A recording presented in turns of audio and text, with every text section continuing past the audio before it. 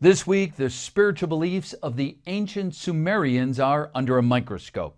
Kingdoms of Sumeria is lifting the veil on a mysterious group known globally as the Shining Ones, also known as Anunnaki in Mesopotamia. These gods and their descendants who civilized mankind left a planetary footprint.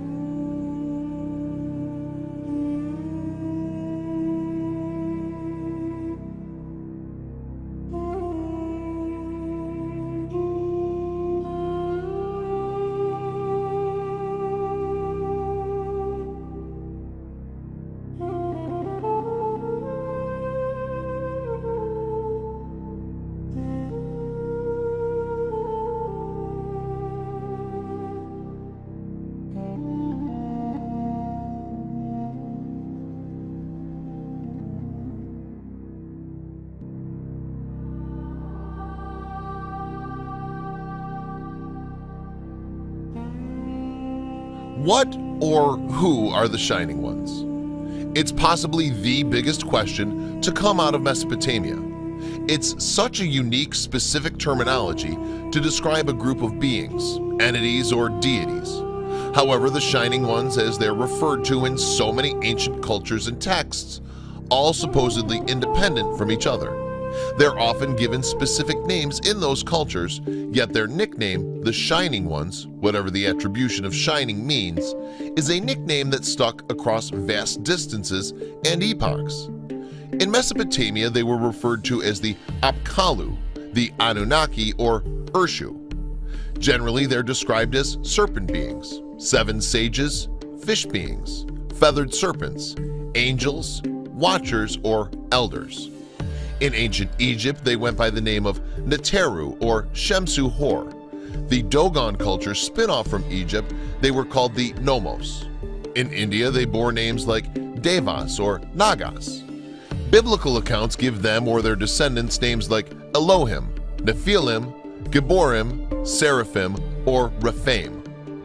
Whether world mythologies, religious, or ancient historical texts, there is repetitive, specific references to a group of divinity known as the Shining Ones. They're often presented as gifted individuals, preservers of ancient knowledge. They're often described as amazing deities who created mankind and walked among humans as beings of flesh and blood. At the same time, they are also described as serpent, fish-like, angels, or birdmen. The Mesopotamian term Apkolu is used to represent a winged deity, protector spirit, sometimes human or eagle-headed.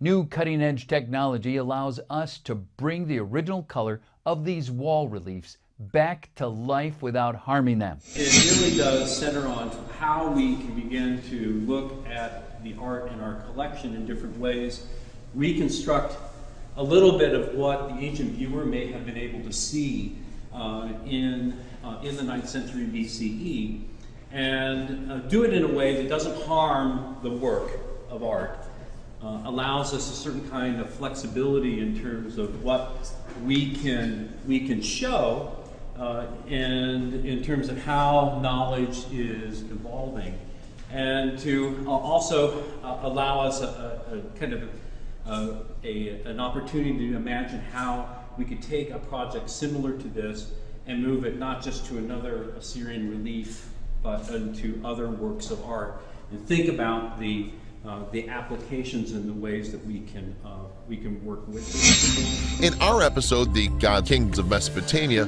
we touched upon the Apkallu. However, the Apkallu, certainly in later Babylonian times, may have simply been some priesthood reenacting rituals associated with the original Shining Ones. Mythology, oral history, and symbolism may well be the only method of knowledge keeping that lasts the ravages of time. Texts degrade. Maybe they last millennia, but eventually all disintegrate. Mythology and symbolism is not a perfect record-keeping mechanism. It morphs over long epochs, yet it does also preserve a core remnant of the original thought process. Clearly this works, or we wouldn't see serpent mythology on a global scale, or knowledge of a mysterious group known in antiquity as the Shining Ones touch every corner of the planet.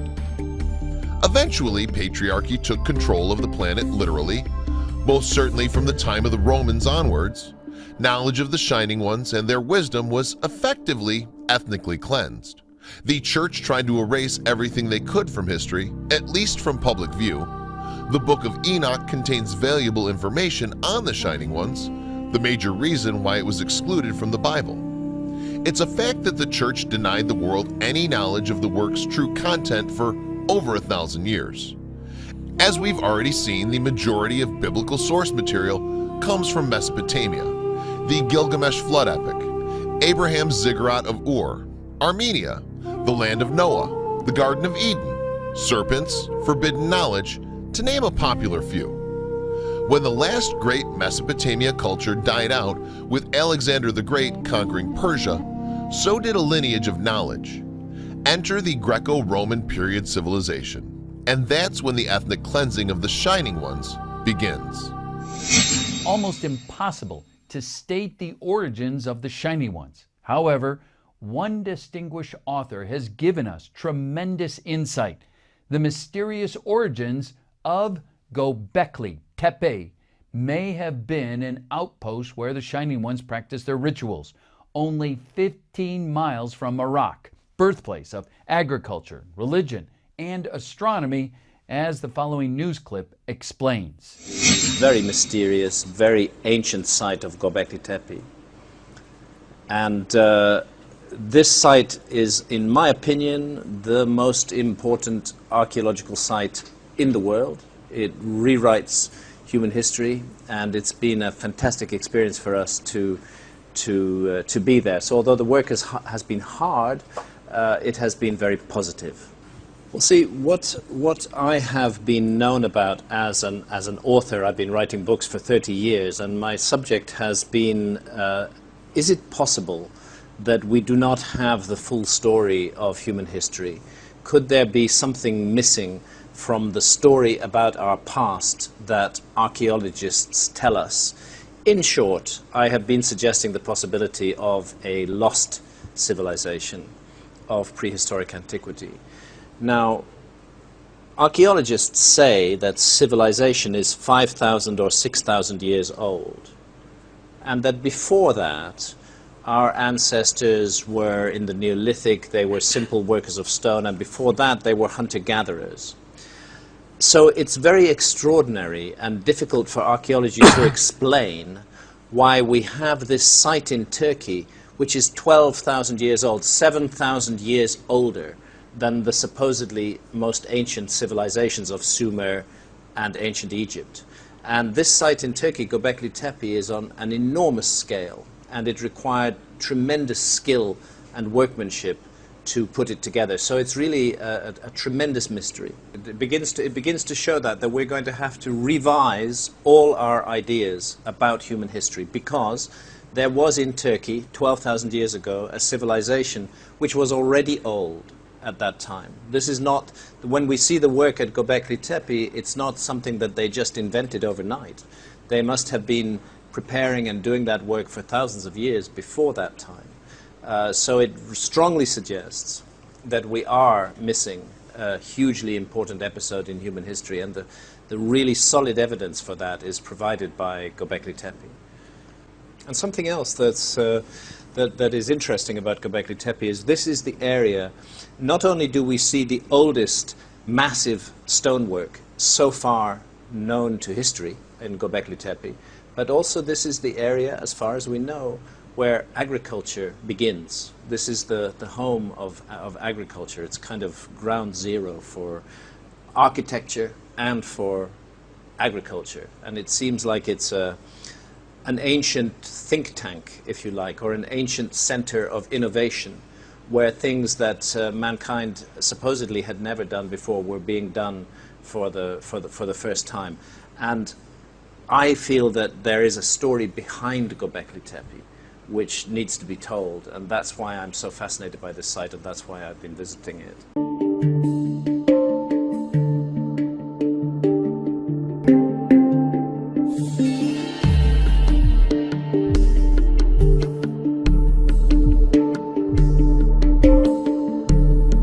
If you haven't taken a moment to check out the Patreon page, please take just a few minutes. We really do need your help to keep this documentary series going.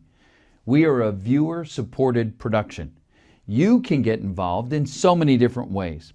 There's extra bonus material available to Patreons, and we have paid placement advert at our top slot. If you're just enjoying the show and can't afford a Patreon donation, please like, share, and subscribe. It helps us all out to deliver high-quality documentary series free from mainstream influence. And may I say, thank you.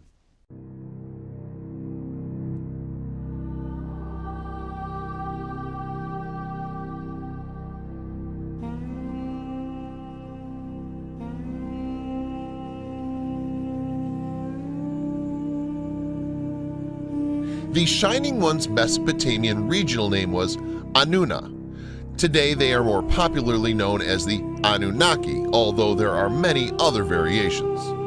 This group of deities appears in the mythological traditions of the ancient Sumerians, Akkadians, Assyrians, and Babylonians. Descriptions of how many Anunnaki there were and what role they fulfilled are inconsistent and often contradictory. In the earliest Sumerian writings discussing the Annuna comes from the post-Akkadian period. The Annuna are the most powerful deities in the pantheon, descendants of Anu, the god of the heavens, and their primary function is popularly accepted as decreeing the fates of humanity. The Nimrod sculptures at the British Museum are not merely artistic. In the following clip, we will see the dragon bell being slayed by Marduk. Art and imagery straight out of the Epic of Gilgamesh itself, a major source of material on Anunnaki, shining ones.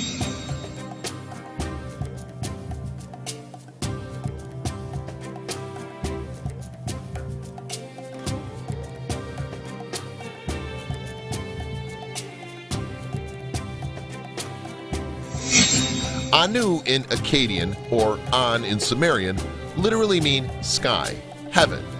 It's the divine personification of the sky, supreme god, and ancestor of all the deities in ancient Mesopotamian religion. Anu was believed to be the supreme source of all authority for the other gods and for all mortal rulers, and he's described in one text as the one who contains the entire universe. He is identified with the North Ecliptic Pole centered in Draco, and along with his sons Enlil and Enki, constitutes the highest divine triad, personifying the three bands of constellations of the vault of the sky. By the time of the earliest written records, Anu was rarely worshipped, and the veneration was instead devoted to his son Enlil. But throughout Mesopotamian history, the highest deity in the pantheon was always said to possess the Anutu, meaning Anu power. Anu's primary role in myths is as the ancestor of the Anunnaki, the major deities of Sumerian religion. His primary cult center was the Eanna Temple in the city of Uruk, but by the Akkadian period, his authority in Uruk had largely been ceded to the goddess Inanna, the Queen of Heaven. Anu's consort in the earliest Sumerian texts is the goddess Uris, but she's later the goddess Ki, and in Akkadian texts, the goddess Antu, whose name is the feminine form of Anu. Anu briefly appears in the Akkadian Epic of Gilgamesh, in which his daughter Ishtar, the East Semitic equivalent to Inanna, persuades him to give her the bowl of heaven so that she may send it to attack Gilgamesh.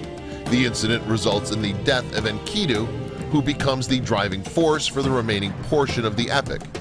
In another legend, Anu summons the mortal hero Adapa before him for breaking the wing of the south wind. Anu orders Adapa to be given the food of water and immortality, which Adapa refuses, having been warned beforehand by Enki that Anu would offer him the food and water of death. The Ep, Kalu, and Oanese sages are prominent in the Mesopotamian cultures, so much so the fish god is encoded on this enormous ritual basalt basin.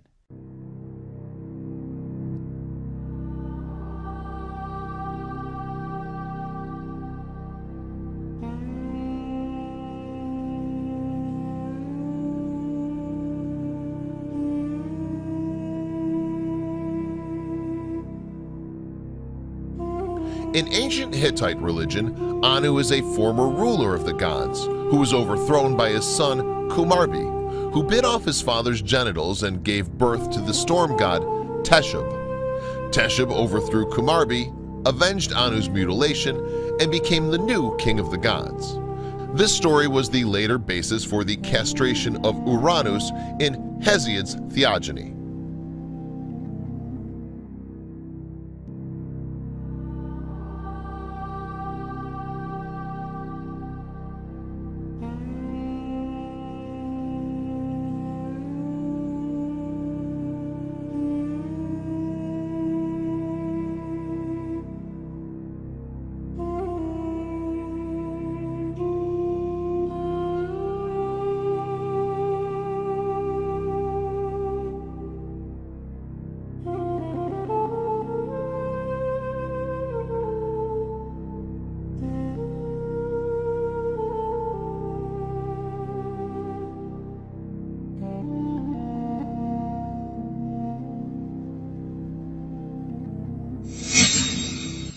Inanna was the Anunnaki Sumerian goddess of love, fertility, war, justice, and power.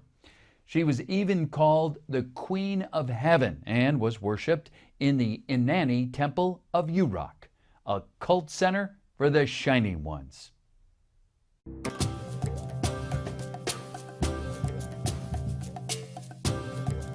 In the Sumerian epic Inanna's descent into the netherworld, the Anunnaki Shining Ones are portrayed as 7 judges who sit before the throne of Ereshkigal in the underworld. Later Akkadian texts such as the Epic of Gilgamesh follow this portrayal. During the Old Babylonian period, the Anunnaki were believed to be the chthonic deities of the underworld, while the gods of the heavens were known as the Igigi. The ancient Hittites identified the Anunnaki as the oldest generation of gods who had been overthrown and banished to the underworld by the younger gods. Inanna was the Anunnaki Sumerian goddess of love, fertility, war, justice, and power. She was even called the Queen of Heaven and was worshipped in the Inanni Temple of Uruk, a cult center for the Shining Ones.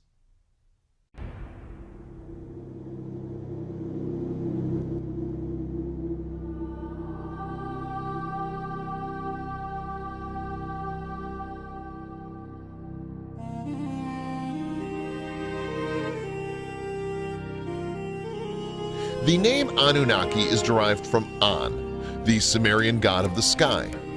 The name is variously written Danuna, Danunakene, Danun-na, meaning princely offspring or offspring of Anu. The Anunnaki were believed to be the offspring of An and his consort, the earth goddess Ki.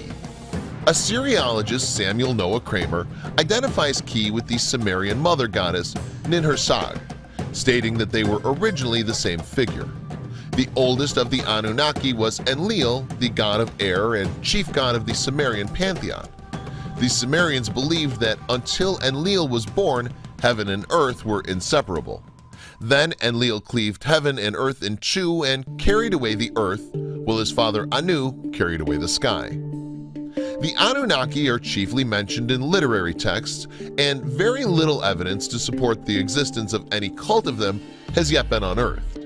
This is likely because each member of the Anunnaki had his or her individual cult separate from the others. Similarly, no representations of the Anunnaki as a group have yet been discovered, although a few depictions of its individual members have been identified. Deities in Mesopotamia were almost exclusively anthropomorphic. They were thought to possess extraordinary powers and were often envisioned as being of tremendous physical size. The deities typically wore melum, an ambiguous substance which covered them in terrifying splendor.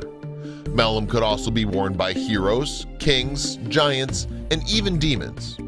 The effect that seeing a deity's melum has on a human is described as ni, a word for the physical tingling of the flesh.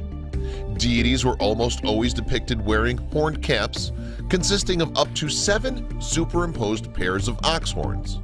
They were also sometimes depicted wearing clothes with elaborate decorative gold and silver ornaments sewn into them.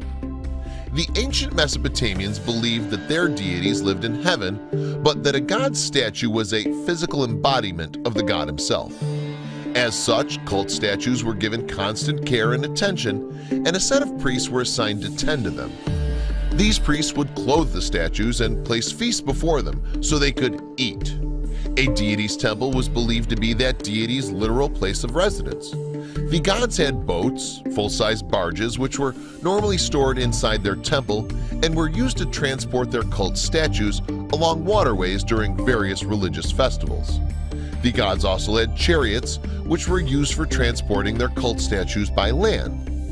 Sometimes a deity's statue would be transported to the location of a battle so that the deity could watch the battle unfold. The major deities of Mesopotamian pantheon, which include the Anunnaki, were believed to participate in the assembly of the gods, through which gods made all their decisions. This assembly was a divine counterpart to the semi-democratic legislative system that existed during the Third Dynasty of Ur, circa 2112 BC to 2004 BC. The earliest known usages of the term Anunnaki come from the inscriptions written during the reign of Gudea, 2144 to 2124 BC, and the Third Dynasty of Ur. In the earliest texts, the term is applied to the most powerful and important deities in the Sumerian pantheon, the descendants of the sky god An. This group of deities probably includes the 7 gods who decree: An, Enlil, Enki, Ninhursag, Nana, Utu, and Inanna.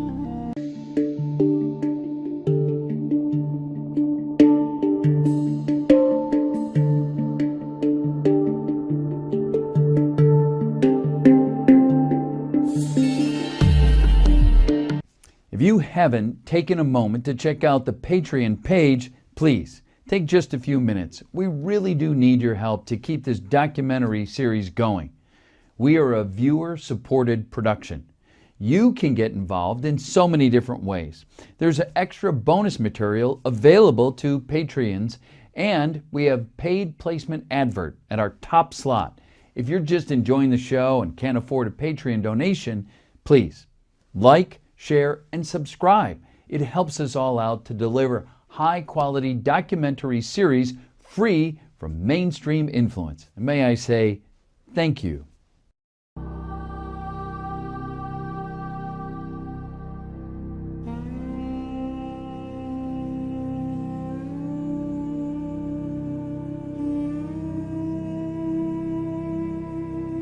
Although certain deities are described as members of the Anunnaki, no complete list of the names of all the Anunnaki has survived, and they're usually only referred to as a cohesive group in literary text.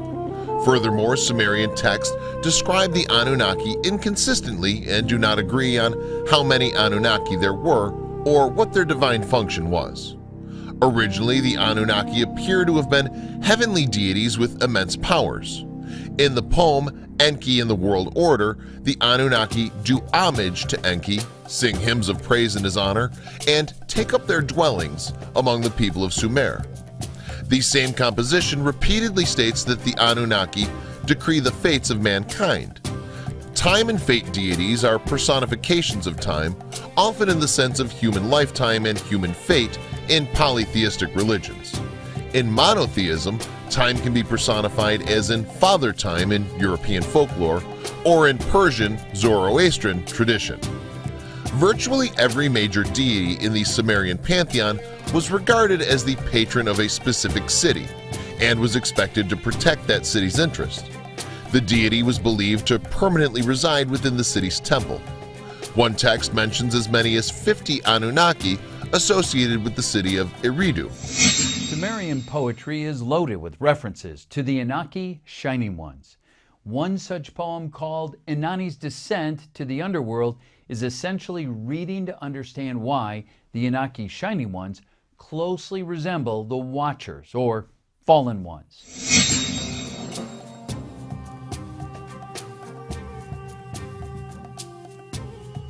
In Inanna's Descent into the Netherworld, there are only 7 Anunnaki who reside within the underworld and serve as judges.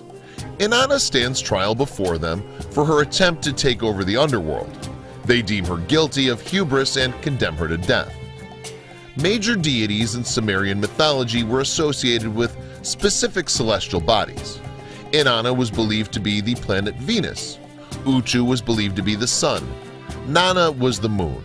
An was identified with all the stars in the equatorial sky, Enlil with those of the northern sky, and Enki with those in the southern sky. The path of Enlil's celestial orbit was a continuous, symmetrical circle around the north celestial pole, but those of An and Enki were believed to intersect at various points. Akkadian texts of the 2nd millennium BC follow similar portrayals of the Anunnaki from Inanna's descent into the netherworld, depicting them as chthonic underworld deities. In an abbreviated Akkadian version of Inanna's descent, written in the early 2nd millennium, Ereshkigal, the queen of the underworld, comments that she drinks water with the Anunnaki. Later in the same poem, Ereshkigal offers her servant Namtar to fetch the Anunnaki from Algalgina, to decorate the threshold steps with coral, and to seat them on golden thrones. In Mesopotamian mythology, Ereshkigal literally means Queen of the Great Earth, was the goddess of Kur, the land of the dead or underworld in Sumerian mythology. In later East Semitic myths, she was said to rule Irkalla alongside her husband Nergal. Sometimes her name is given as Irkalla, like the way the name Hades was given in Greek mythology for both the underworld and its ruler, and sometimes it's given as Ninkigal, literally Great Lady of the Earth or Lady of the Great Earth. In Sumerian texts, Ereshkigal was the only one who could pass judgment and give laws in her kingdom. The main temple dedicated to her was in Kutha. In the ancient Sumerian poem Inanna's Descent to the Underworld, Ereshkigal is described as Inanna's older sister. The two main myths involving Ereshkigal are the story of Inanna's descent into the underworld and the story of Ereshkigal's marriage to the god Nergal. Another amazing work of poetry regarding the Shining Ones is concerning Nergal. Nergal accompanies the king into a battle, delivering death to the enemy. Death, brought on by Nergal, also had a supernatural dimension, disease, often being attributed to demonic activity in Mesopotamia.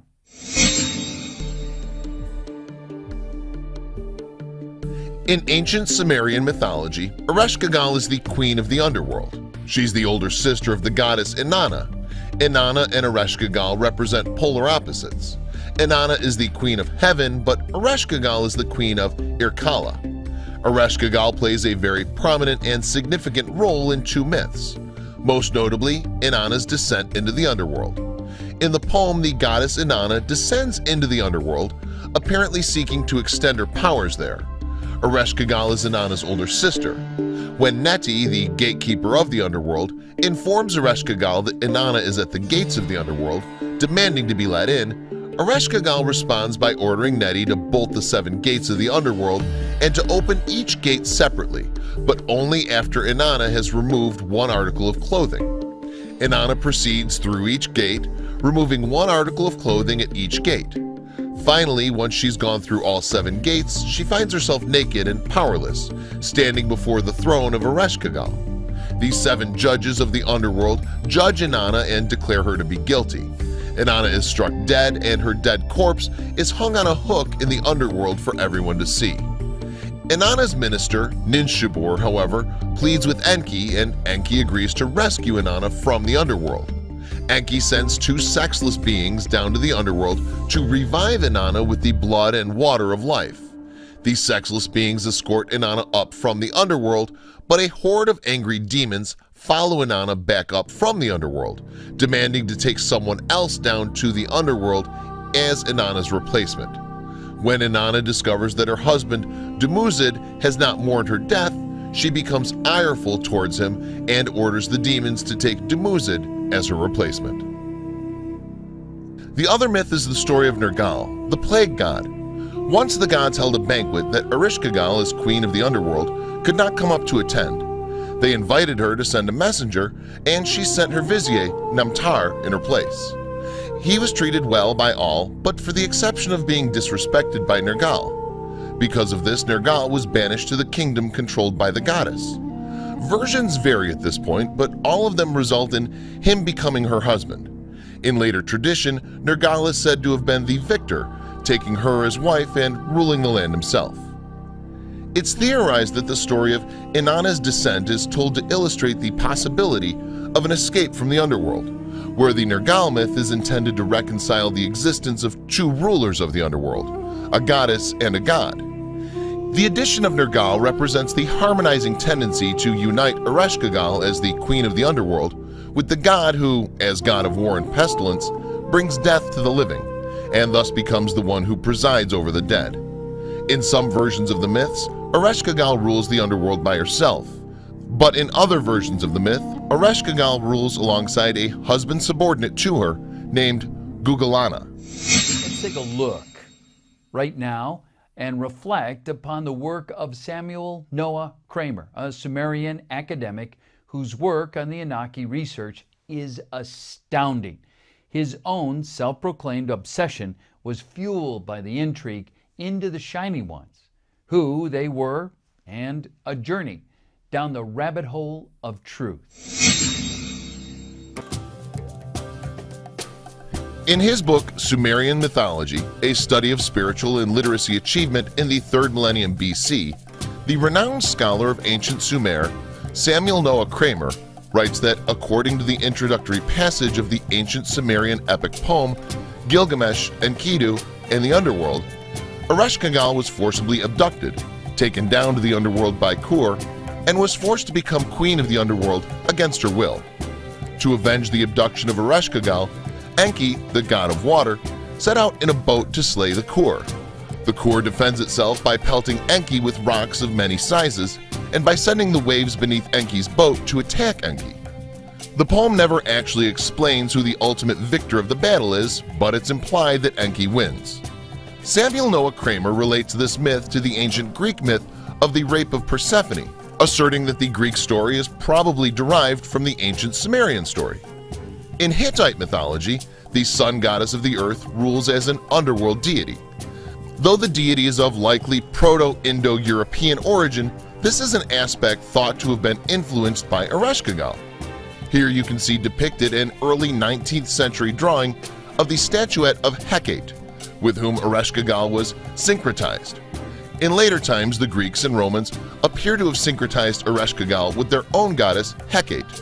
In the heading of a spell in the Michigan Magical Papyrus, which has been dated to the late 3rd or early 4th century AD, Hecate is referred to as Hecate Ereshkigal and is invoked using magical words and gestures to alleviate the caster's fear of punishment in the afterlife. During the Old Babylonian period, circa 1830 BC to 1531 BC, a new set of deities known as the Igigi are introduced. The relationship between Anunnaki and the Igigi is unclear. On some occasions, the categories appear to be used synonymously, but in other writings, such as the poem of Era, there's a clear distinction between the two. In the late Akkadian Atrahasis epic, the Igigi are the 6th generation of the gods who are forced to perform labor for the Anunnaki. After 40 days, the Igigi rebel, and the god Enki, one of the Anunnaki, creates humans to replace them.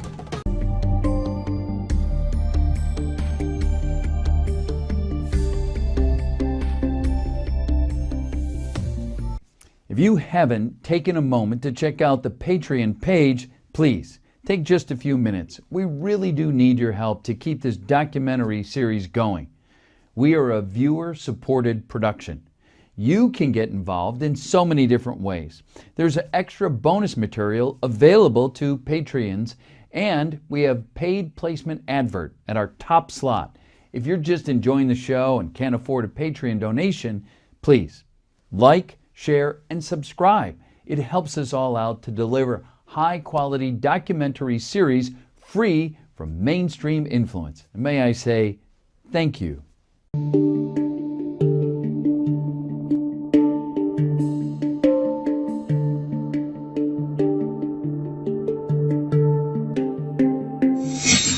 The poem of Era and Isham, a Babylonian poet's view of war, is perhaps the most important, or more important, than the Epic of Gilgamesh. So popular, in fact, that more copies of this ancient poetry have been found than Gilgamesh.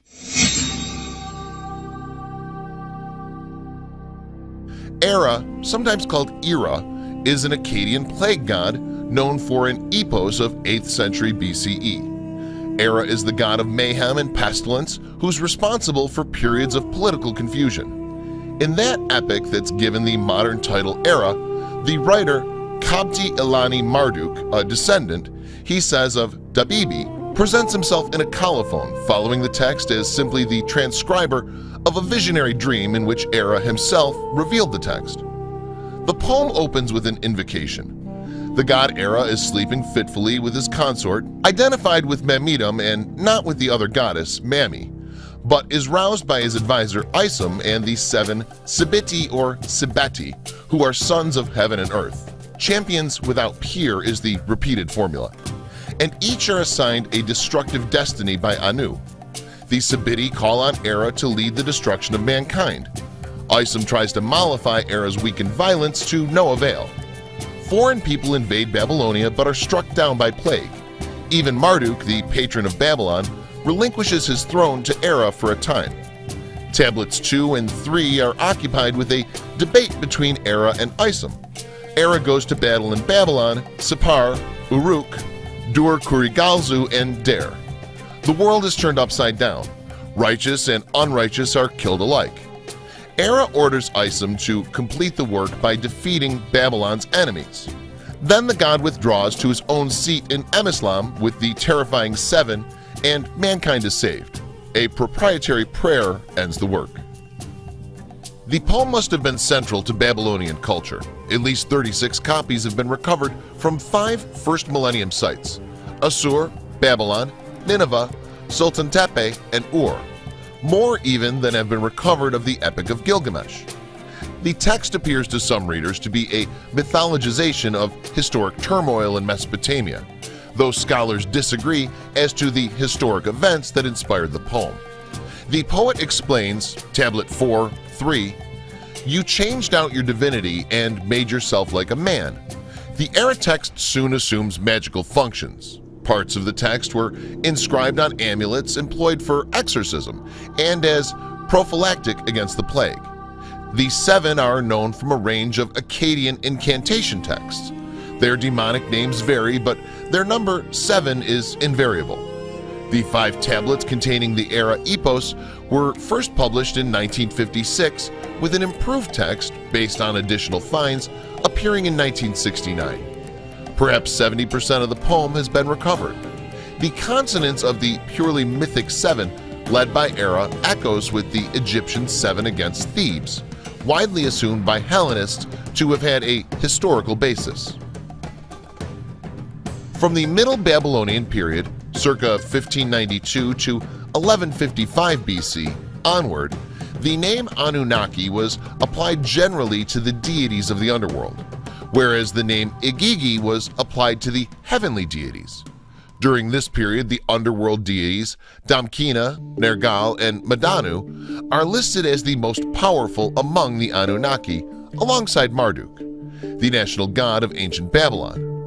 In the standard Akkadian Epic of Gilgamesh, circa 1200 BC, Utnapishtim, the immortal survivor of the Great Flood, describes the Anunnaki as 7 judges of the underworld, who set the land aflame as the storm approaches.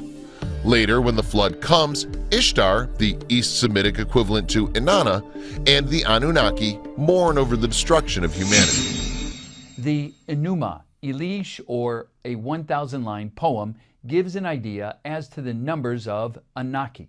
As we have the numbers, we understand they're going into war, battling for power, yet at the same time coming from the underworld.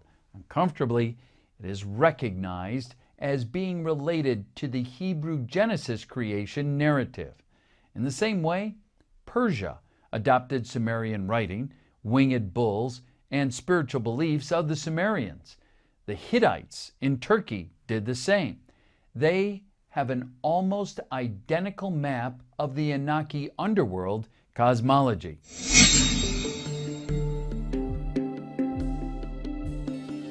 In the Babylonian Enuma Elis, Marduk assigns the Anunnaki their positions. A late Babylonian version of the epic mentions 600 Anunnaki of the underworld, but only 300 Anunnaki of heaven, indicating the existence of a complex underworld cosmology. In gratitude, the Anunnaki, the great gods, built Asagila, a splendid temple dedicated to Marduk, Ea, and Enlil. In the 8th century BC poem of Era, the Anunnaki are described as the brothers of the god Nergal and are depicted as antagonistic towards humanity. A badly damaged text from the Neo-Assyrian period, 911 to 612 BC, describes Marduk leading his army of Anunnaki in the sacred city of Nippur and causing a disturbance. The disturbance causes a flood, which forces the resident gods of Nippur to take shelter in the Eshu-Mesha temple in Ninurta. Enlil is enraged at Marduk's transgression and orders the gods of Eshu-Mesha to take Marduk and the other Anunnaki as prisoners. The Anunnaki are captured, but Marduk appoints his frontrunner, Mush-Tesh-Ir-Hablim, to lead a revolt against the gods of Eshu-Mesha and send his messenger, Neratagmil, to alert Nabu, the god of literacy. When the Eshu-Mesha gods hear Nabu speak, they come out of their temple to search for him. Marduk defeats the Eshu-Mesha gods and takes 360 of them as prisoners of war, including Enlil himself. Enlil protests that the Eshu-Mesha gods are innocent, so Marduk puts them on trial before the Anunnaki. The text ends with a warning from Damkiana, another name for Ninursag, to the gods and to humanity, pleading them not to repeat the war between the Anunnaki and the gods of Eshumesha. When we look at the ancient Hittite examples, shown here in a relief carving from Yazilikaya, a sanctuary in Hattusa, they depicted 12 gods of the underworld, whom the Hittites identified as the Mesopotamian Anunnaki. In the mythologies of the Hurrians and the Hittites, which flourished in the mid to late 2nd millennium BC, the oldest generation of gods was believed to have been banished by the younger gods to the underworld, where they were ruled by the goddess Lelwani. Hittite scribes identified these deities with the Anunnaki. In ancient Hurrian, the Anunnaki are referred to as Karyul's Sayuns, which means former ancient gods, or Kateris Sayuns, which means gods of the earth. Hittite and Hurrian treaties were often sworn by the old gods to ensure that the oaths would be kept. In one myth, the gods are threatened by the stone giant Ilikumi, so Ea, the later name for Enki, commands the former gods to find the weapon that was used to separate the heavens from earth. They find it and use it to cut off Ilikumi's feet. Although the names of the Anunnaki in Hurrian and Hittite texts frequently vary, they are always 8 in number. In one Hittite ritual, the names of the old gods are listed as Aduntari the Diviner, Zulki the Dream Interpreter, Irpitia, Lord of the Earth, Nara, Namsara, Minki, Amunki, and Api. The old gods had no identifiable cult in the Hurrio-Hittite religion. Instead, the Hurrians and Hittites sought to communicate with the old gods through the ritual sacrifice of a piglet in a pit dug in the ground. The old gods were often invoked to perform ritual purifications. The Hittite account of the old gods' banishment to the underworld ultimately became the source for the Greek poet Hesiod's narrative of the overthrow of the Titans by the Olympians in his Theogony.